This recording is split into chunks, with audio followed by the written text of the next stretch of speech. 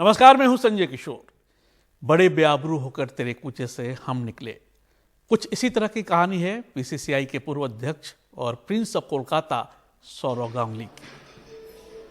मुंबई में बीसीसीआई की 91वीं आम सालाना बैठक हुई। बैठक में बीसीसीआई के पूर्व अध्यक्ष एन श्रीनिवासन ने सौरव गांगुली की जगह नए अध्यक्ष के लिए रोजर बिन्नी के नाम का प्रस्ताव रखा, जो सर्वसम्मति से स्वीकार कर लिया गया।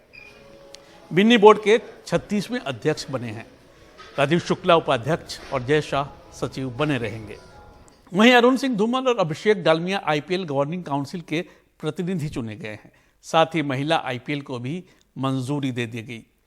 रोजर बिन्नी को छोड़कर तमाम हस्तियां राजनीति से जुड़ी हुई हैं या राजनीतिज्ञों से संबंध रखती हैं। अरुण धूमल खेल मंत्री अनुराग ठाकुर के भाई हैं। कोषाध्यक्ष आशीष शेलार बीजेपी के एमएलए हैं। राजीव शुक्ला कांग्रेस के नेता हैं। सह सचिव देवजीत सैकिया असम के मुख्यमंत्री के करीबी बताए जा रहे हैं। सौरव गांगुली ने नए अधिकारियों को बुझे मन से शुभकामनाएं दी हैं। Wish Roger all the best. So they'll take this. The new group will take BCCI forward. BCCI is in great hands. Indian cricket is strong, so I wish them all the luck. सवाल है कि क्या सौरव गांगुली को राजनीति में नहीं आने पर अरे रहने की सजा मिली है या इंस्टेंट कर्मा के शिकार हो गए।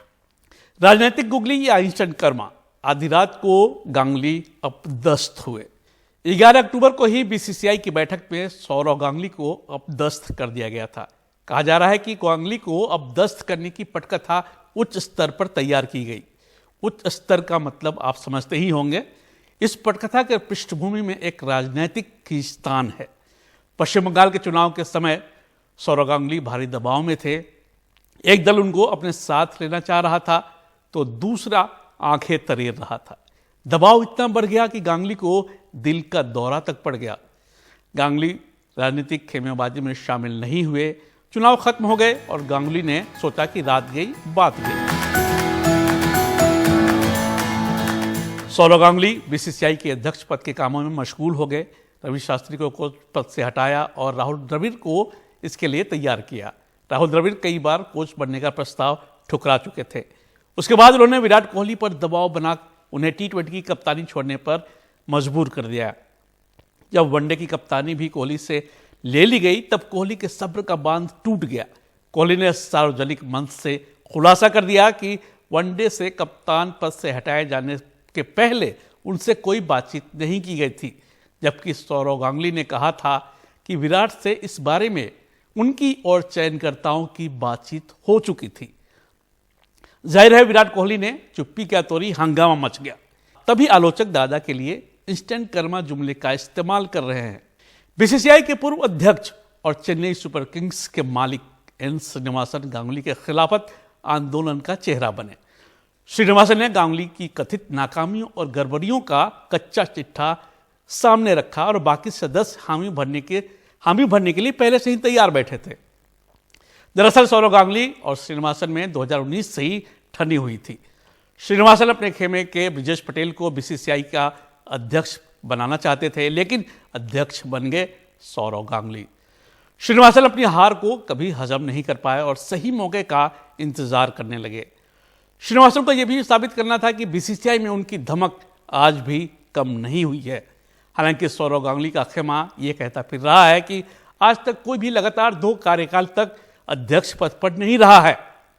लिहाजा सौरव गांगुली ने दूसरे कार्यकाल के लिए अपनी दावेदारी पेश नहीं की। It was a great journey, a lot of learning experience, but the challenge of being a player was completely different. So you can't compare both.